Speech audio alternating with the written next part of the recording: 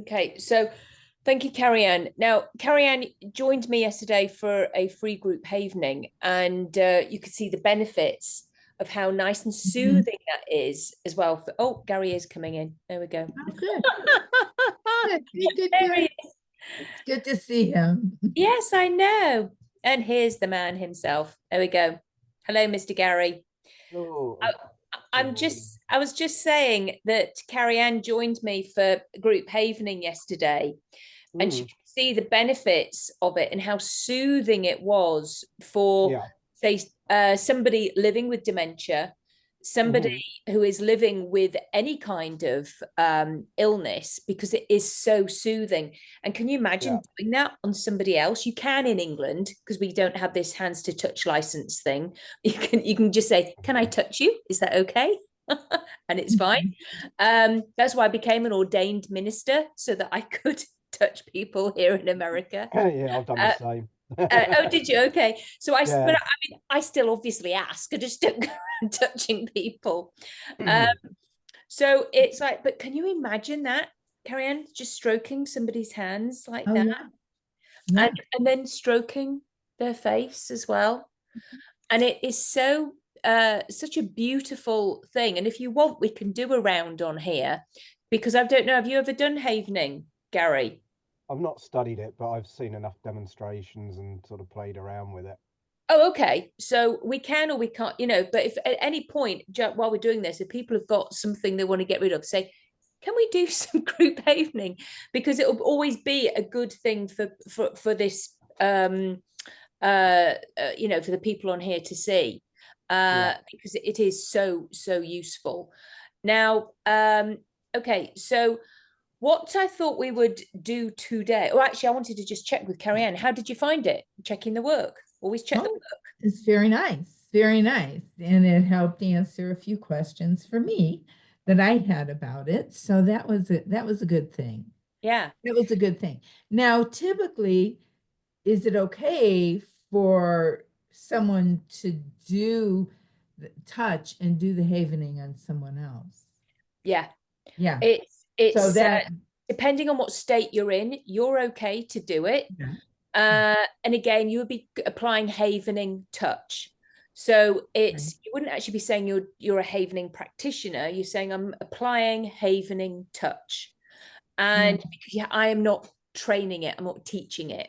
So Right. there's a lot of people who will apply havening touch because it's all over the internet as well, of what they're doing, but you cannot say you're a havening practitioner, because there is Mhm. a lot of stuff that goes into becoming one, and they would Yeah. get very cross about that. Oh, And so within your session, you can say, I'm Mm. going to apply havening touch. If you think if somebody is like, they need to be. especially like I'm thinking with dementia, Mm, that would be not necessarily with my other clients because no, they're mm, pretty, you okay. know, cognizant and aware of what we're doing and all in. But, someone who does have dementia in a gentle way, I imagine you'd have to be kind of easy about approaching them even. Well, you wouldn't do Yes. it straight away. You would have Yeah, that rapport built, and it's just, right. and you would know, because you've been doing this for so long, Carrie Ann, as well, that you would use your intuition. Yeah. Uh, that when this is, what does it feel like when I stroke your hands? You'd probably start there.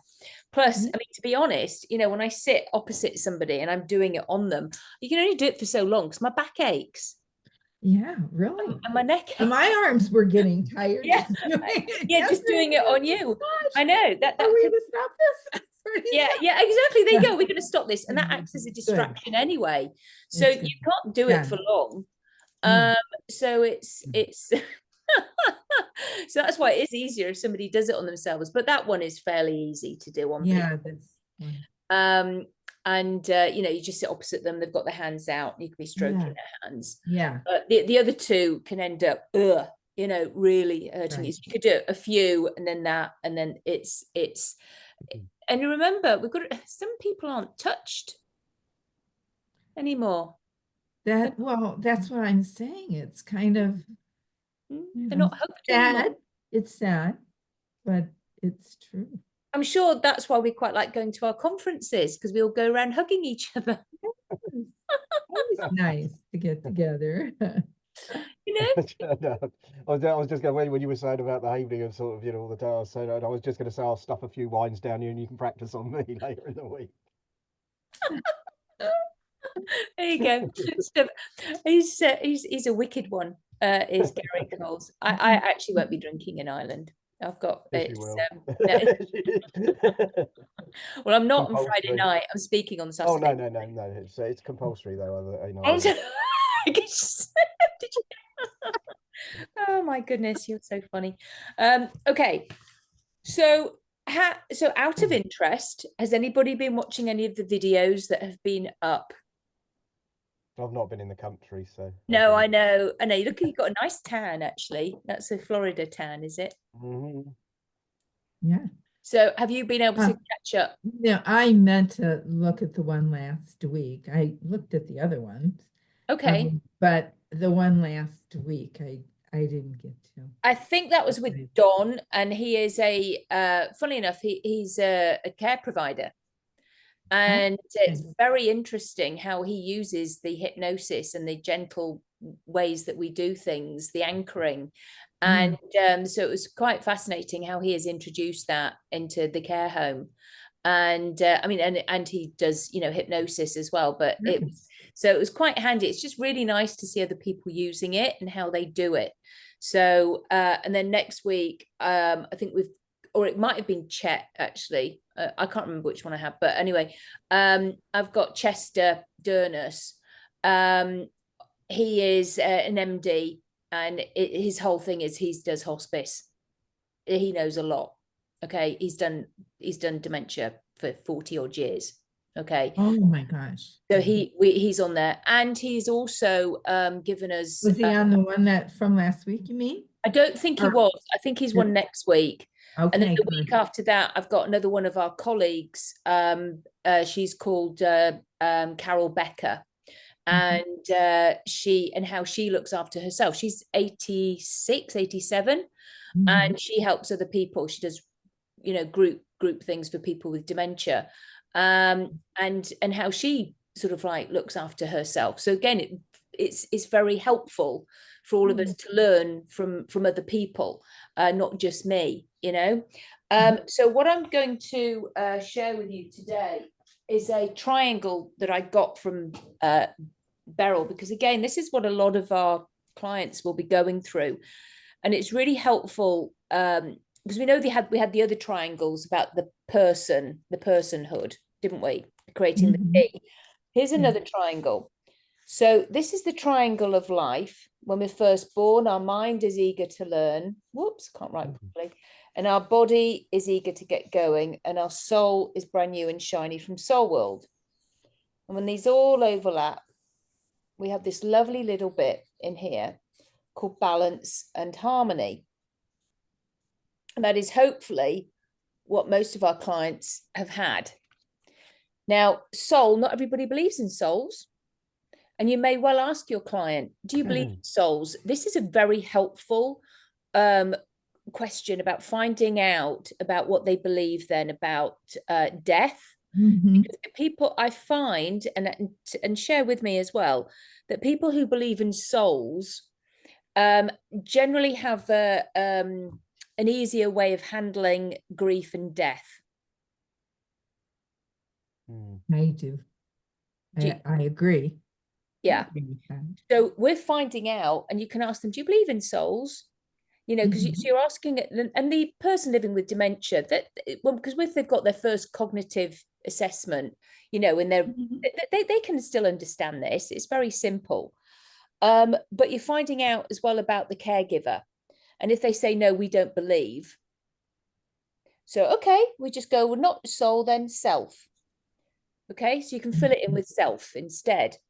Now you know, though, about a little bit more about how potentially what a harder journey it could be. Again, I don't want to put this on anybody, but I personally think that if you believe in souls and that, you know, this is our journey, and we come back, and our soul is meant to learn something in this, Mhm. in this world, Mhm. then it tends to be an easier way of handling what's going on. If this is a one and done life, Mhm. and this is what you get, and if they've got an early diagnosis, say they're 58, 56, and they've got a prefrontal lobe dementia, and they don't believe in souls, and this is one and done, you also will know there's a lot of good, potentially we've got a lot of anger. Would you agree with me? Mhm. Yes. Because they're not coming back. This is their life, and that's it. Yeah. And so it's a one and done deal, and so therefore that's like really sucks. Yes. And so therefore I had someone that was a cancer patient that came. She had breast cancer, and she came. I think it was a prep for surgery, for her surgery, and yeah, it was kind of interesting to work with her without, any belief. She said, I'm totally, I feel agnostic. like you said, one and done. And I thought, wow, how sad that really is. And when I prep people for surgery, I usually have them take a moment and connect with whatever spiritual belief they have, whether it's God, an angel, a saint, or whatever, or just a spiritual connection with the creative force or whatever that is. Yeah. And that's always really soothing for them, I think. They just take a moment and connect. And I like that. and that a partner is with them on their journey through the surgery. So then I go on through the surgery. But yeah, it's very interesting when they don't have any belief at all. Yeah. Or and so now you know what you're dealing with. Okay. Right. So it's like, okay, but you just kind of, right, now my language needs to be changed. I need to, what else can we come up with? Okay. Yeah. Because Yeah. for us it's so much easier if they go, oh yeah, and it's like, okay. So now when we're little, we have balance and harmony. Hopefully we have play, Christmas birthdays, play, Christmas birthdays. And then we go to school, and there's this thing called expectations. Throughout life we have expectations. And of course, somebody living, just all of us living, we may think that, well, yeah, if I eat healthy and I'm going to do this and I'm going to do that, then I won't get a stroke. I will be okay. And then, do you know what? Oh my gosh, hang on a minute. As you say, I've got cancer. You must see this all the time, Gary. Some people absolutely no, they could even be vegetarian, no meat, no alcohol, no smoking, no nothing, and they still get cancer. Yeah, absolutely. Yeah, I manage the veggie and no smoking, but I fall down on some of the other stuff. Like Coke, yeah, but it's and I don't mean the snorty stuff. No, So and more. I was thinking more on the alcohol front. yeah, oh, the alcohol, the beers, yeah, it's so it's fascinating, isn't it? Mhm. That and same with the people. Why would one person get dementia and not another? And of course, we know that some of it can be um, genetics, and some of it can actually be almost preventative, if you like, but not always. Not always. Sometimes it just happens. So we Mhm. know that if people are alcoholics, they may well get alcoholic dementia. They may die of liver of the sclerosis, first of all, or sclerosis of the liver, if I get the right way around. And so it just depends. And we're all made up of different stuff. So we have these expectations, and that can often lead to this word, disappointments. And then it leaves this triangle, which is anger, fear, and guilt. And the anger feeds the fear, and the fear feeds the guilt, and the guilt feeds the anger, and the fear feeds the anger, and the anger feeds the guilt, and the guilt feeds the fear. and it goes every which ways.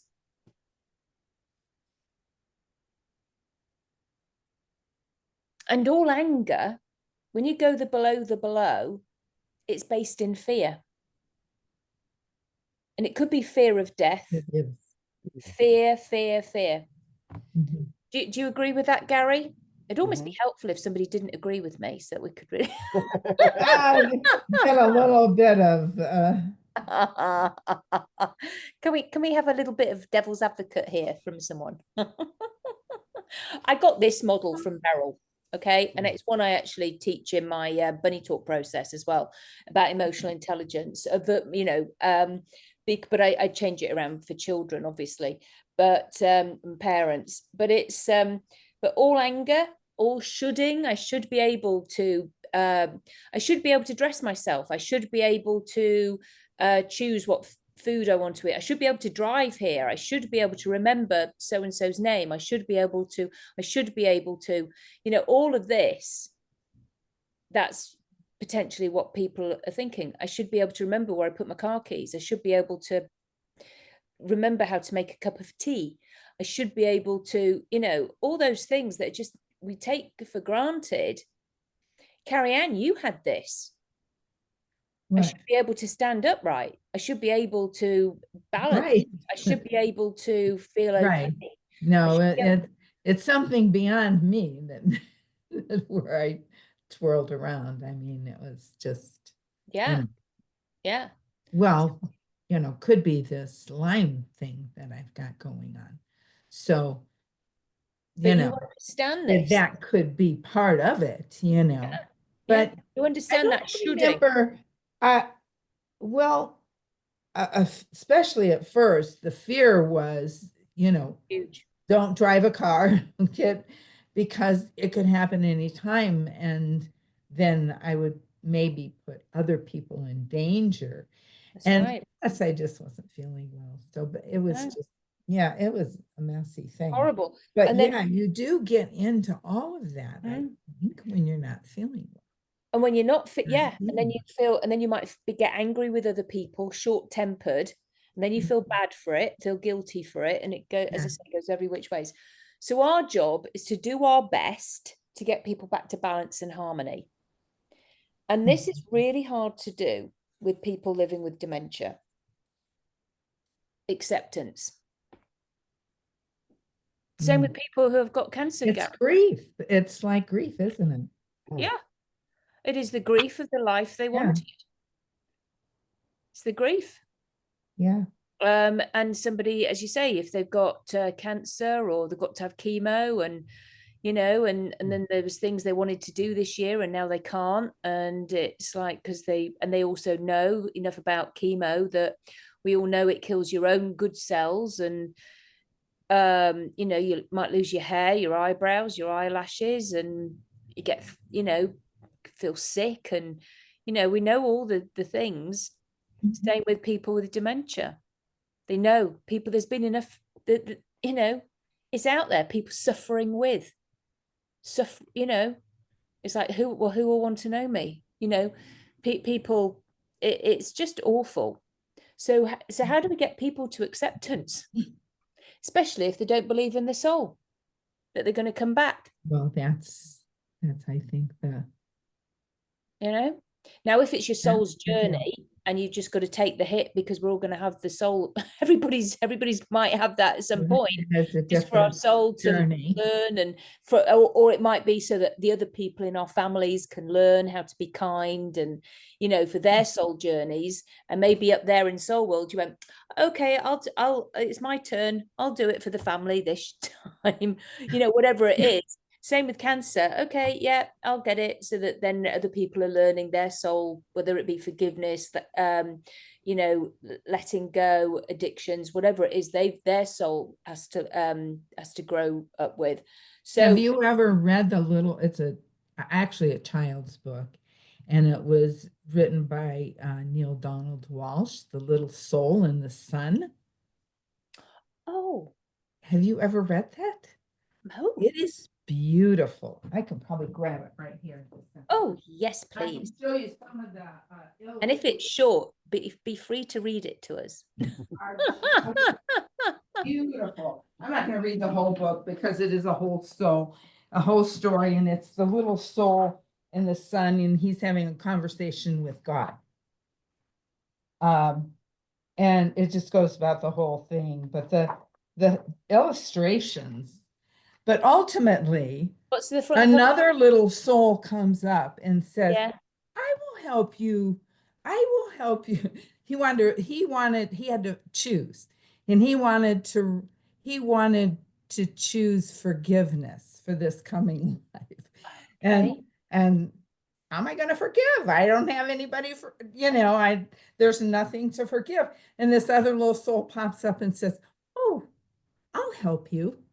I'll come into your life and I will give you a reason to forgive.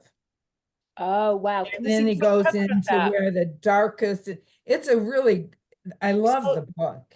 Yeah, just hold it up for us. Carrie Ann, can you hold the book up so we can see it? That's the book. The Little Soul and the Sun. So are you okay to take a picture of that and share it on the Facebook group? Sure. Because that's the kind of thing that is actually helpful. I've actually read this to certain clients. Yeah. Who do need to forget, who have that real issue about forgiveness. Yeah. Well, again, you see, I never tell anybody, oh, so we're going to get to that right now. Okay. So acceptance is the hardest thing, one of the hardest things, because that's one of the stages of grief, really, isn't it?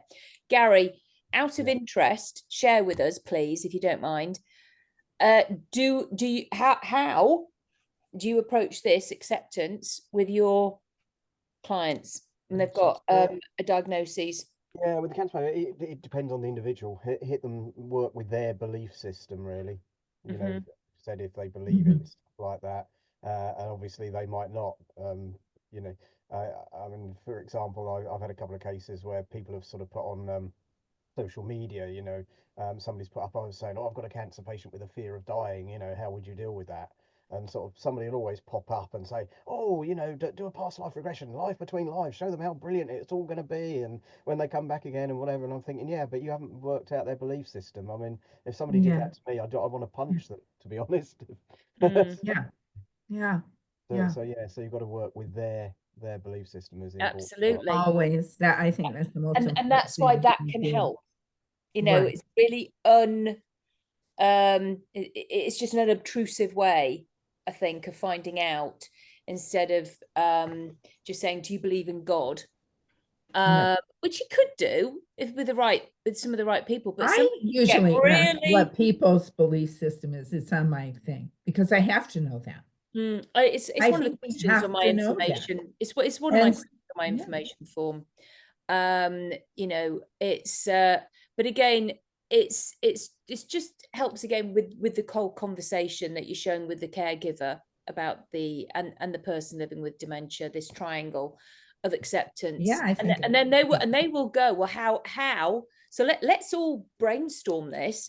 We've got people who will be thinking, well, how do I accept it? How do I accept this? They get angry. All right. So we've got the anger because it's based in fear. Yeah. How am I meant to accept this? And why should I? It's like, okay. And we've got to be here and and have some answers. What do we think we can do for that?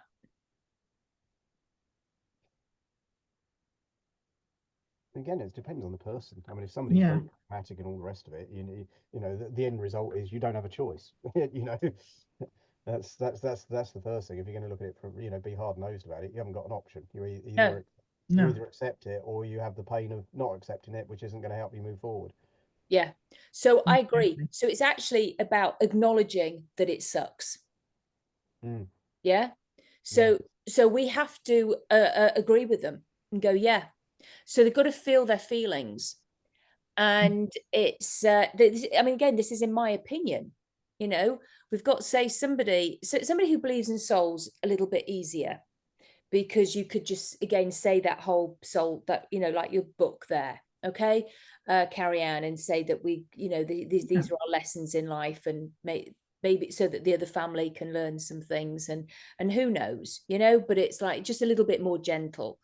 Now, with the somebody who, this is my life, I'm 55, I've got this diagnosis, I'm going to be dead in a few years, I haven't got any money for my family, I can't get life insurance, and they probably wouldn't be seeing us anyway, actually, because they might not be able to afford us, but it's but just say it, and it sucks, yeah. So actually we just have to sit there and agree with them and let them feel their feelings. Now, when there is so NLP techniques for when people are angry, okay, so does everybody know the spin technique? I expect you do, Gary. So because I know Gary's done lots of NLP. So this is something, does not saying it's the only thing, this is something we can do, and it can be very effective, because we want people to feel their feelings. So we say, okay, so our senses are in charge of our feelings, and our feelings are our emotions, which is energy in motion. Would everybody agree that our emotions is energy in motion? Okay, so put your finger up. Okay, so all of you, put your finger up. And Gary. Now, I want you to, if anxiety is a feeling, yeah, something that you were feeling, and I want you to spin it. Which way does it spin for you? Everything's got a spin. Every kind of feeling has a spin. Right. So start spinning it. And then I really feel your feelings now. So if they're getting angry, I said, feel it, feel the feeling, feel the feeling. What color is it? What color is it? It's red. Yeah. What color is it? Has it got a smell, a sound? Smells of poo. What else? Has it got a sound? Yeah, it's so scratchy. Okay, stop. Now spin it the other way. Now, what color is it? Oh, it's yellow. It's unraveling. Has it got a sound? It's silent. Has it got a smell? It's like sea breeze. No matter what, even if you were feeling something or not, when you went into that, did you feel the difference? Sure. Yeah. Isn't it amazing? Yeah. So what we're doing here is we're agreeing with them.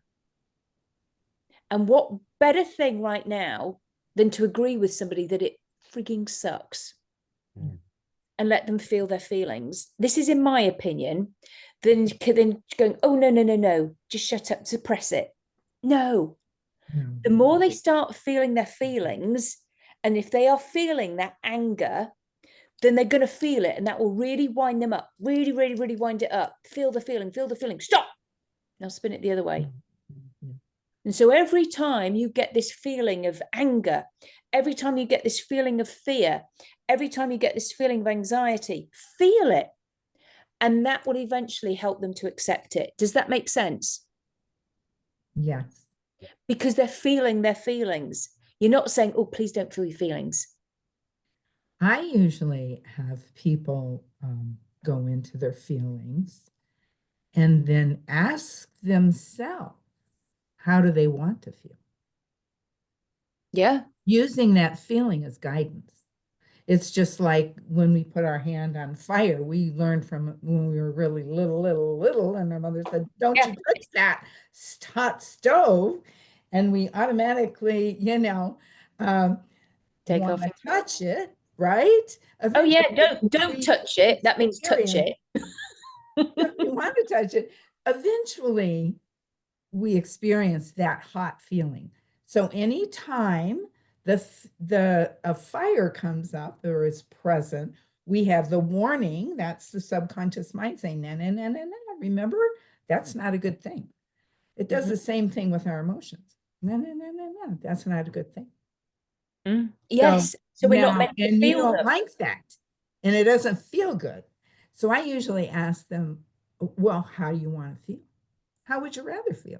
Take a moment, ask yourself, what do you want? Yeah. Then they're being proactive. They start to be proactive toward what it is they want versus what they And think. I agree. I agree. However, And that interrupts the pattern too. yeah, pattern interrupt. So many beautiful ways. So that's brilliant, Carrie-Anne. So add that in as well. So it's like, and you've got to know your client. And if one doesn't work, then you do another. Right. And that's it, because there are so many different ways. Yes. However, we have some NLP techniques that we can use. And this can potentially, if you're saying agreeing with them, then they're right. They want to be heard. Sure. And it sucks. It does suck. And the more we get to that realization that it sucks, because realization becomes before acceptance. Yeah. Because there's denial. Most people stay in denial, which is why we're often not called for a long time. And then because they're in denial. Okay. However, the fact is that because you're seeing clients of other clients, then they'll go, oh, I know somebody who's just had this, then you can start getting recommended.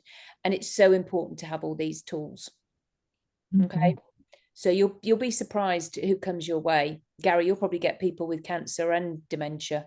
And but actually the cancer will probably get them before the dementia. Yeah. Often the way. So acceptance. And then forgiveness. Okay, so remember, we're getting somebody back to balance and harmony as best as we can, so that they can live well with dementia. Now, we're never saying that there's not going to be a time when they're not feeling shitty and crappy, because they probably will a few times a day. Yeah, but that's acceptance of it, and give them a technique that they can feel their feelings, and then they can unravel it, and then they can move on a bit quicker. Yeah, within their day, because we need to accept. We give them, it's shit. That's all they want. They want to be heard. We all have a need to be heard. We're not here to make somebody, we can't cure people. So acceptance, and then forgiveness. Now that's forgiveness of yourself and forgiveness of other people. Now, forgiveness of yourself for all the times they may have got angry or felt this or whatever. They have to forgive themselves. So I'm sure we all have a nice little thing that we can do to help people forgive themselves. Now, this is where I'm going to be totally honest, and some of you may disagree with me, and that's okay. I actually don't tell other people to forgive other people. I love that book. I would kind of like read that book, and then it's their choice. But what I can do is I help people get to a place of indifference, so that it's their choice if they forgive somebody, and then because then they get to choose to or not to.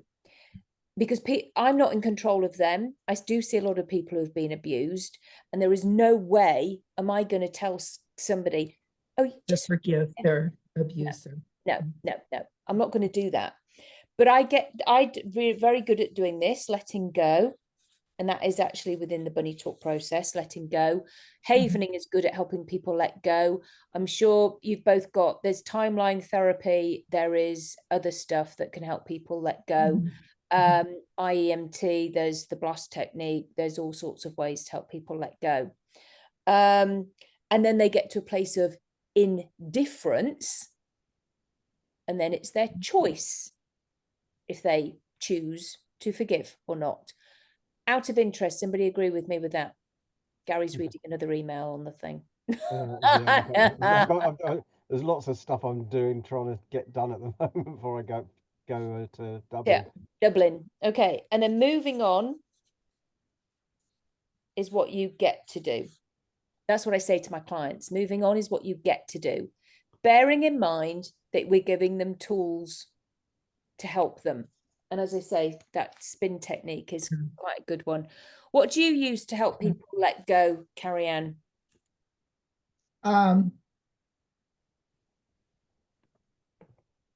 Well, they kind of, it just depends upon the person, like Gary says, but they kind of through the processes that I use of them making a decision, they begin to let go because they're redirecting the subconscious mind. Once they've made that decision, we usually use words, not affirmations at first, because we're just determining this is what I want and get them moving in that direction. And that usually will get them to a place of being able to let go. But it's that's an interesting thing, to get them past the forgiveness and letting go for sure. Yeah. Because that's Well, life interesting can be thing. too, it's too short, and if they know that they're going to be passing on soon, then Right. it's like could be our place to. Now, if they don't have a belief in the soul, then that's really, because letting go is just letting go and letting God or the universe or source or whatever it is, Yeah. It's I know. So it's turning like it over, I think is the easiest way in the times that I've done that kind of thing, is just turning it over to the higher power, higher power, higher self, even higher, the Yeah. higher. the Yeah. higher power. Mm. I think that's the basic thing. One of the things that, okay, that would be in a different way though, It's all right. Ask. is reconnecting. If there's been a real trauma, and maybe just the diagnosis itself or whatever their experience is, a lot of times I will have them reconnect. I go through a process and I say, sometimes when these things happen, part of our, if they believe in the soul, that's another Yeah. thing. Part Yeah. of our soul and part of our heart energy was left there. So I do a process with a higher self that only higher self knows where that was, where that piece of that part of you, that part of your soul has been left. And then we reunite it with their Yeah. And you see, their own soul, their whole soul. And then we do the same with the heart, and we reunite that energy, so they feel whole again. yes, because the heart, the sorry, the heart, not the heart, the mind, heart, Right. and the gut, they're all connected. Sure. And so, and it's very interesting because you see, I would tell me if I'm wrong, Carrie Ann, but I would suspect not many people come to you who don't believe in their soul. But most people that you see will always believe in their soul. I've never asked them about believing in their soul. Okay. I just, they'll say, "Oh, well, I'm spiritual," and I said, "Oh, that's great." And Okay. then I'll say, "Do you believe in God?" And they'll say, "Yeah." Yeah. Because there's certain languages and there's certain things that would be totally inappropriate if they didn't. Yes, You know? exactly. So And it, sometimes when that happens, I lean more into energy, yes, okay. because Okay. that can be scientific. Because when they look at an atom, they see that this atom is 2% matter, 98% energy. So they are mostly energetic beings. And we go through that and we do some fun little energetic exercises. So they get a sense of that. So Nice. then sometimes instead of saying body, mind, and spirit or whatever, Yeah. I would say energetically. Okay. Nice. We'll connect to your energetic body. Yeah. And this is beautiful because all our people will find people they want to work with. Right. Gary will probably have a lot more medical people, sciencey people coming to see him. You'll be and you've got the more spiritual, more nurturing way that they'll want to be looked after. And it's so people will find whoever they're meant to work with. Yeah. And because just by the nature of it, because of the essence of your website, the essence of Gary's website, it's the essence of mine. It will all be different. and just by personalities. So it's and they will be drawn to you. However, we really have to understand about this acceptance. It's really it's huge actually, to help people through their grief process, the caregiver through their grief process. And because it is a roller coaster of emotions, Gary, just like when somebody gets cancer diagnoses. So what do you use, Gary, to help people let go? Again, it depends on the person. Yeah. I use kinetic shift sometimes. Yes, I use that as well. That's pretty good quite often.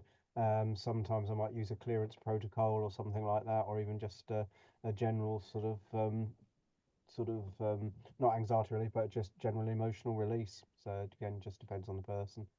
Yeah, yeah. So when you do the emotional release, is that in hypnosis? Yeah, sort of similar to Carl's emotional detox thing. Okay. And it's like just being quiet and letting them figure it out themselves. Yeah. It's again, so the person, but yeah. So there's various ways, and that was why I was just mentioning about the havening, because that is another way to help them diffuse it. And there's transpirational havening that you can do, and there's so many wonderful different tools and techniques that we can all use to help people release and feel their feelings. And I do think it's helpful for people to and some people journal, of course. What do you think about that? Do you get your people to journal, Gary? Nope, not at all. Carrie Ann? No. I want them always looking towards what it is they want. That's just my MO. Yeah. I mean, because I know the subconscious is going to move. This is my own, my own knowingness within, I guess. I know that the subconscious will act out and act toward our most dominant thought and feeling. Yeah. So definitely, yeah, if we need to write it out to work out those feelings, that's all good. But the more we stay in that space, the more we are stuck. Because the subconscious mind is continually acting out and acting toward that. I don't make people journal either, but I do get them to do the 5-5-5, which is write down every night before they go to sleep 5 things that they're grateful for, 5 things that they've achieved during the day, and 5 things that they want to achieve the next day. Okay. So you're quite right, I personally, but I just ask that as an open thing. Do you get them to journal? Because some people love it, and some people that's what they choose to do. And again, it's a choice. I'm not going to tell anybody what to do and what not to do, but I can say this, you might like to do this too, if they journal, because if they journal, then they're writing anyway. So just before you go to sleep, write down 5 things that you're grateful for. Now, there's no 5-5 police. So it doesn't matter if they all overlap. Mine overlap all the time because I can't just focus on that. I'm just like, go, and I just do one word and I know what it means to me. It's fine. It's like, but that is what I end up, nothing negative goes in it. Yeah. Before I go to sleep. So it's always positive. Because I get to be grateful of the 5 things. I get to be grateful that I achieved 5 things. And I get to be grateful that I have things I want to achieve the next day. And to me, that's 15 then gratefulness things. And like I said, they all overlap. Sometimes the things I have to do the next day go on into the next day and the next day and the next week because I haven't done them. Like I say, there's no 5-5 police. And I say that to my clients as well, because it's like fine, but it's just sets them up that, and again, it's about having that pad and paper next to us at night time, because this can be the worst thing for somebody living with dementia. I tell you what, it's bad for me too. If I have a thought in the night and I think, oh, And then I'm going, oh, I want to go sleep now. Oh, but I don't want to forget that thing. I just have to have that pen and paper to write it on. My husband was asking me last night at 3 o'clock in the morning, he goes, what are you doing? And I said, I'm writing down something because I want to go back to sleep and I don't want to forget it. Right. Exactly. I do that too. You know, and it's like, so it's, yeah, I have to do that because then I can go to sleep because I know I've written it down. Now, somebody who's living with dementia really would forget what they would wanted to do or think about. And so that really is important for them to have that pen and paper there. Or the caregiver, who again is going to be like this. Hang on a minute. Because the caregiver has so much going on. Right. Yeah. Remember, and they could be elderly, and they could. I love that visual. Yeah, it's like, because then that calms down. So it's just like we've got to get rid of those thoughts, because we will have thoughts.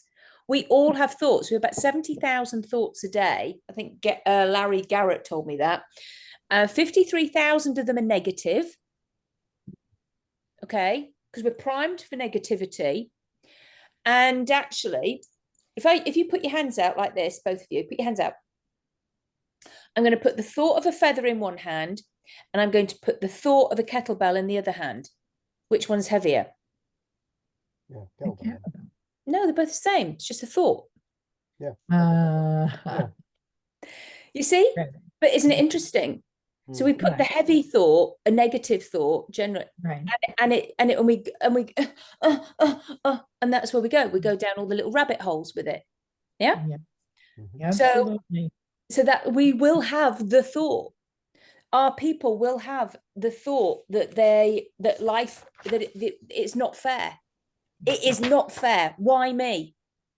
Everybody who has cancer will have a thought at some point, why me?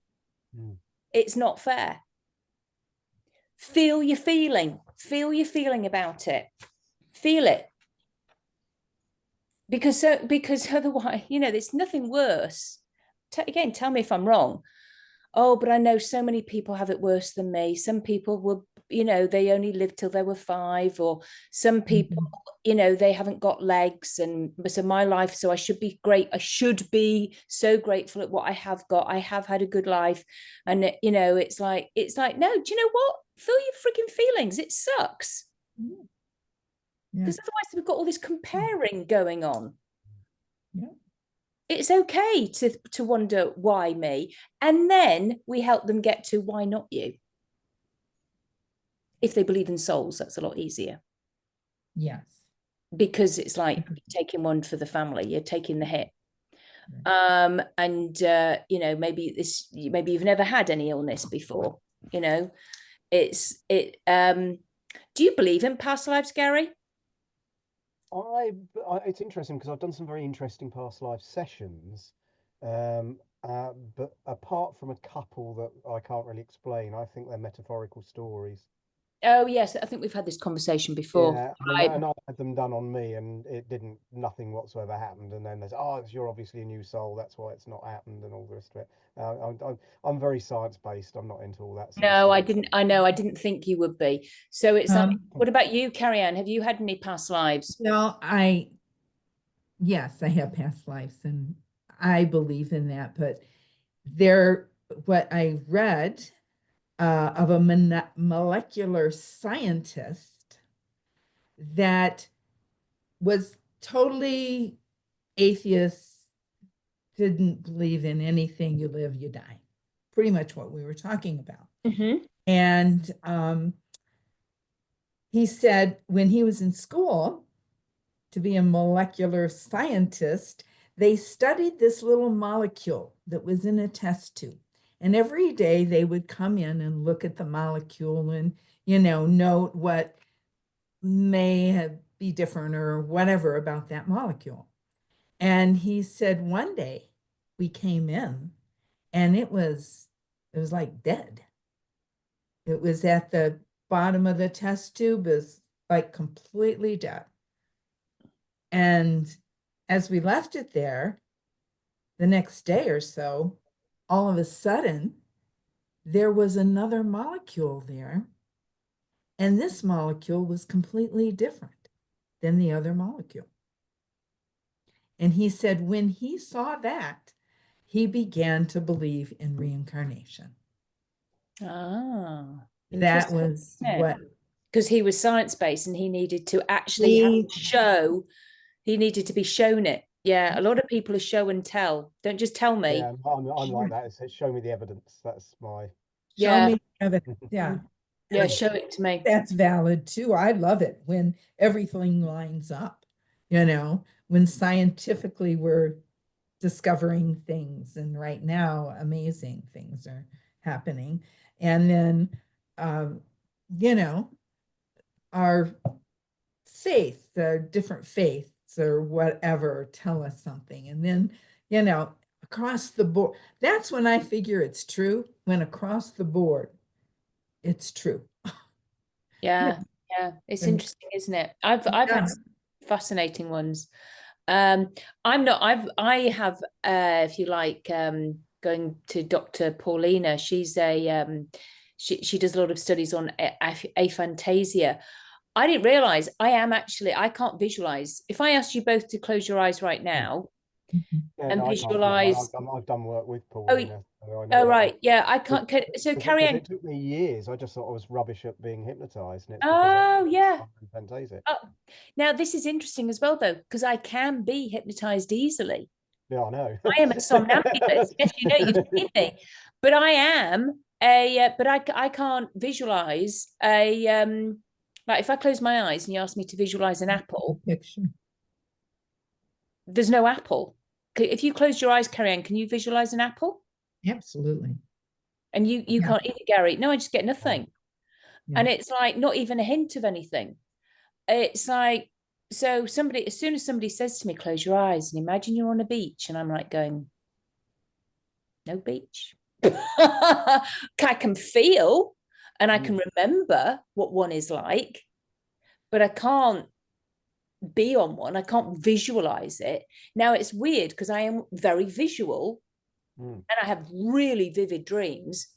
What happens to me when I close my eyes, when I'm being hypnotized, I see my third eye. My eye comes and I see faces. When I go to sleep at night, faces come in, really vivid faces.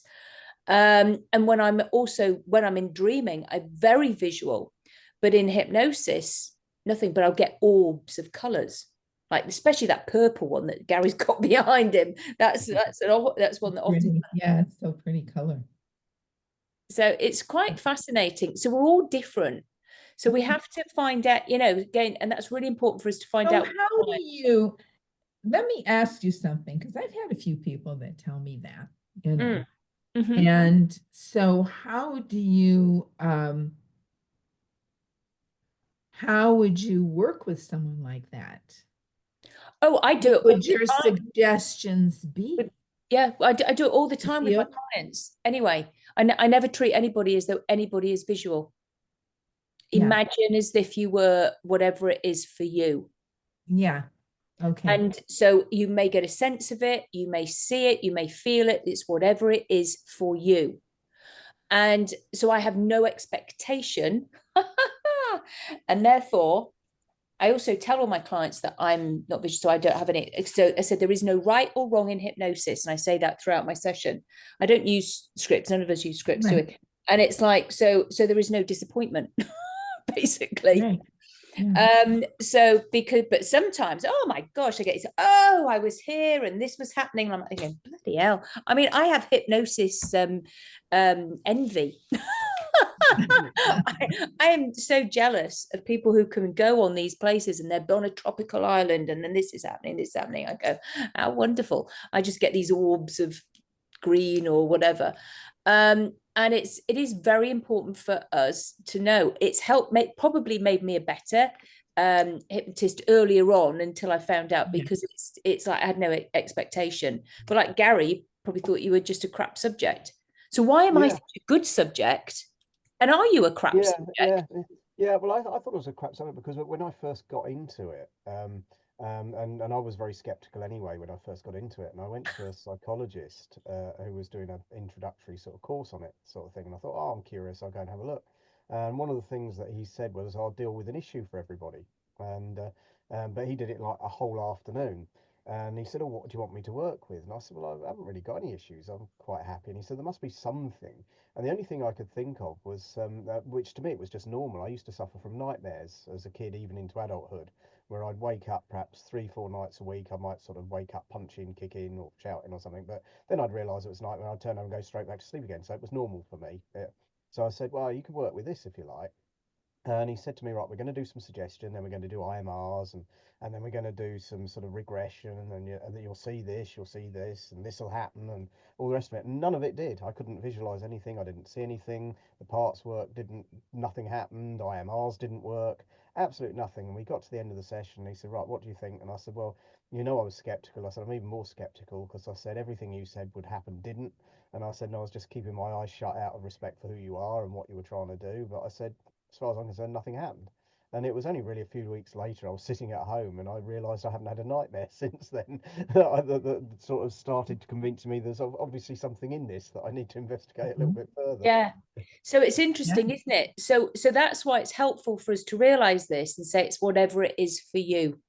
Yeah. If he had said that, I use a similar thing. A phrase that I took from somebody. I always say, now imagine whatever you need to imagine blah blah blah blah. Oh, I like that too. yeah, brilliant. I like that. Imagine whatever you need to imagine this. Yeah. Right. Well, that's confusional in itself. Absolutely. Yeah. So confusional works with me, numbers works with me. But to be honest, I could be hypnotized just like that. It's just like and that's just the way I am. But anyway, we've had a good meaty conversation today. It's been good. I am going to stop the recording there because you may well have some other questions and that are private. Anyway, good one. Okay, so I'll put